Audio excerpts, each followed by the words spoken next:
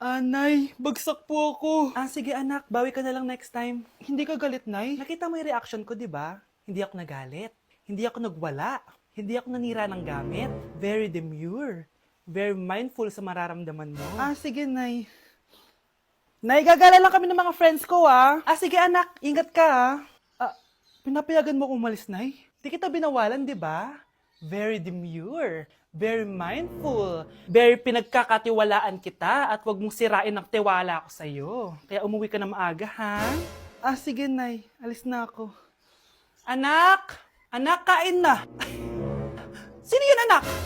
Nay, boyfriend ko po. Pogi niya, no? Very cutesy. Tsaka kung akala mo mabubuntis ako agad, hindi, no? I'm very demure, very mindful, at very responsible kasi magtatapos pa ako ng pag-aaral ko. Oo nga, very demure ka dyan. Kain na.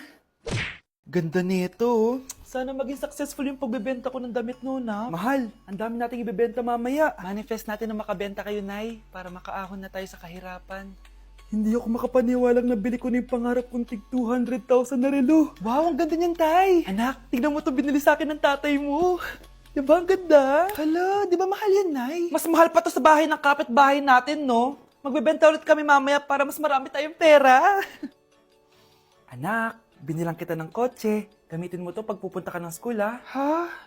Tay, di ko naman po kailangan ng kotse. Kaya ko naman po mag-commute. Gumastos pa tuloy kayo. Dami mo naman sinasabi, anak. Sige na, puntahan mo na sa labas. Wow!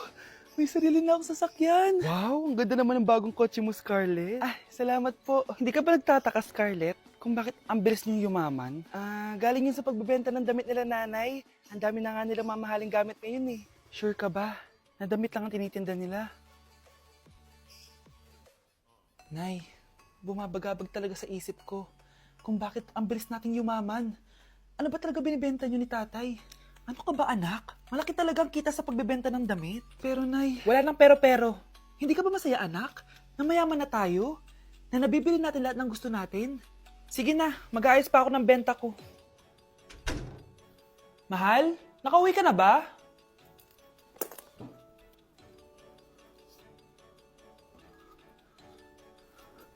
Ano ba talagang laman nito? Nagbebenta sila ng laman loob ng tao. Wow, sobrang ganda, mahal. Buti naman nagustuhan mo, mahal. Nga pala, kinuha ko na yung laman loob ng kapitbahay natin. Si Rosa? Malaki pera na naman to. Mahal, hindi dapat malaman ni Scarlett to, ha? Ano yun? Nasaan yung ledger? Nandito lang yung kanina. Ba't mo winala yung ledger, mahal? Nandun lahat ng mga sikreto natin. Sinong tao dyan? Wow, anak, di ako makapaniwalang may pinapatayo na tayong bahay. Nay, deserve natin to.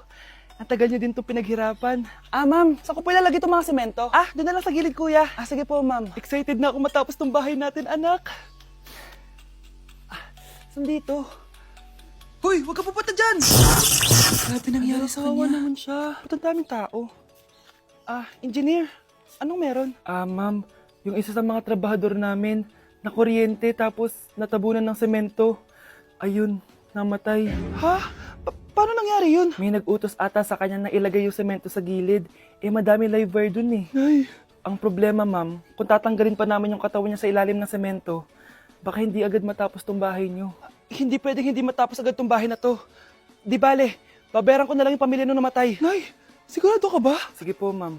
Sige na, ituloy niyo na yan. Congrats po, ma'am. Natapos din yung bahay niyo. Ang ganda, di ba? Wow, ang ganda. Maraming salamat, engineer. Una na po ako, ma'am. Anak, tara, pasok na tayo. Wow, ang ganda ng loob. Nay, hindi talaga ako mapakali na may bangkay dito sa ilalim ng bahay natin. Huwag kang okay, anak. Kasalanan niya naman kung bakit siya namatay, eh. Ay, matutulog na lang ako sa bago kong bahay. Wow, ang ganda ng kwarto ko. Ano yun? Kasalanan mo kung bakit ako namatay. Nay! Mga anak, aalis lang ako, Maglinis kayo dyan. Bye, Nay! At dahil wala na si Nanay, ako ang bago niyong boss. Kaya sundin yung mga inuutos ko, ha? O Kyle, ikaw na magugas ng mga plato doon, ha? Wow, lakas magutos, ha? Aba, nagreklamo ka ba? Brianna, walisin mo yung mga kalat dito. Pwede ikaw naman. Walisin ko mukha mo, eh. Ano sabi mo, babae ka? Hoy, ikaw, Miguel. Ikaw gumawa ng assignment ko, ha? Ang lala ng babaeng to. Sa bobo pa papagawa ng assignment. Matutulog lang ako, ha? Dapat pagkagising ko, tapos na lahat yan, ha? Nakakainis si ate. Sobrang tamad na. Dami pang inuutos. Eh, ano magagawa natin? Favorite kasi ni nanay yan eh. Isumbong na natin niya kay nanay. Hindi pwede inaalipin niya tayo ng ganito. Anong isusumbong ha? Akala niyo hindi ko kayo naririnig? Magtrabaho kayo doon! Tama na ate! Sawang-sawa na kami. Puro kautos. Malinaw naman sa inyo, di ba? Na pag wala si nanay, ako ang boss. Sinong boss? Ha? Wala nay. Actually, kakatapos ko lang maglinis ng bahay, oh. Luh, sinungaling. Scarlett, huwag mo na ako lokohin. Hindi naman talaga ako umalis dito. Sinisigurado ko lang kung naglilinis talaga kayong lahat. At tama nga yung sinasabi ng mga kapatid mo. Na para kang boss umasta dito sa bahay. Anay. Mga anak, kayo na bahala sa ate nyo. Utusan nyo ng utusan yan. Ate, ikaw na magugas ng mga plato dun. Eto na. Pagkatapos mo dyan ate, maglaba ka ha? Oo, sige. Pagkatapos mo maglaba, gawin mo yung project ko ha? Sige boss. Lahat ng utos nyo gagawin ko. Baby, away tayo. O ano anak, puro bebe time na lang? Di ba may exam ka pa bukas? Opo, Nay. Try mo kaya mag-review para di ka puro bagsak. Diyos ko. Sige, Nay. Challenge accepted. Makaka-perfect ako sa exam bukas. Sino nagsabing hindi ko kaya mag-review? Baka Scarlett to. Ba't tumatawag na to? Oh, bakit, Bes? Nagre-review ako. Te, may bago akong chika. Importante ba yan? Importante. So, eto na nga. Go, Te! Spill the tea! Ano nangyari? 1 hour later. O siya, sige na, Te. Magre-review na talaga ako. Storbo. Saan na ba ako? X, Y... Hala, break na sila. Ano nangyari? 1 hour later. Mag-review na nga ako.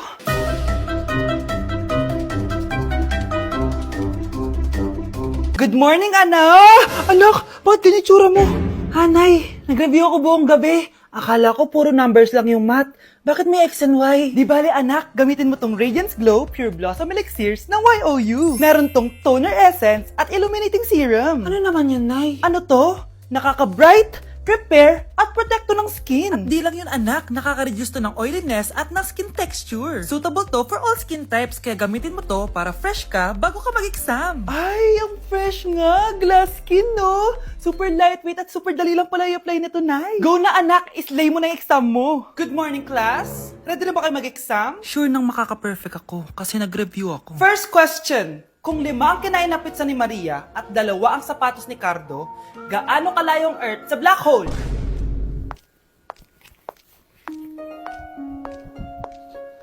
Hindi man lumabas ang mga nireview ko. Ang importante, maganda ako. Mga anak, maganda ba? Oh, mawawala ako ng 3 araw Nay, kailangan ba talaga tumuloy doon? Importante yun anak. Minsan lang ikasal yung kumare ko, no? Tsaka sa Cebu siya gagawin, di ba? Shala. Basta, Nay, mag-ingat ka, ha? Oo naman, anak. Huwag ka mag-alala. O siya, naalis na ako. Mga kapatid mo, ha?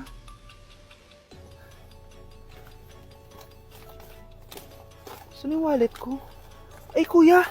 Balik tayo sa bahay. Nakalimutan ko yung wallet ko. Ano ba yan? Maliliit na ako. Saan na ba yan? Ito. Ano ba yan? Oras na. Mabuhay, ma'am. Welcome to Air Philippines. How can I help you? Ay. Miss, dito po ba yung flight VD415? Yes po, ma'am. Check ko lang po. As per dito, ma'am, nakaalis na po yung aeroplano. Ha? Hindi ako pwede malate sa kasal na kumari ko. Kailangan ko umabol. Ma'am, kailangan niyo po ulit mag-rebook So, ang next available flight is bukas pa po, ma'am. Ano ba yan? Gawin mo ng paraan. Diyos ko, sayang lang pera ko. Wala palang kwenta tong airlines niyo eh. Uwi na nga lang ako. Sorry, ma'am. Oh, Nay, nandito ka na agad? Akala ko ba 3 araw ka mawawala? Eh di ayun, naiwan ako ng aeroplano. Alam mo, parang pinipigilan talaga ako ng universe makaalis eh. Nay, buksan mo yung TV. Ha? Bakit? Breaking news! Nandito tayo ngayon sa site kung saan nag-crash ang flight VD415. Ayon sa mga otoridad, walang nakaligtas sa mga pasahero nito. Kaya pala, kung nakasakay ako dun sa aeroplano na yun, patay na ako ngayon. Grabe ka talaga, anak. Best CEO Award.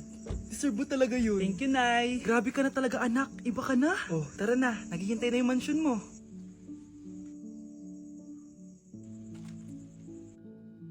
Hoy, ikaw. Wala ka mararating sa buhay. Alam mo kung bakit?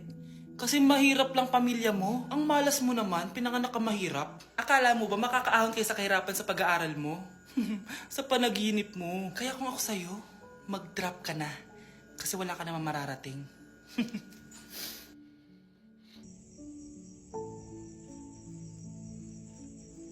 Tara na, Nay.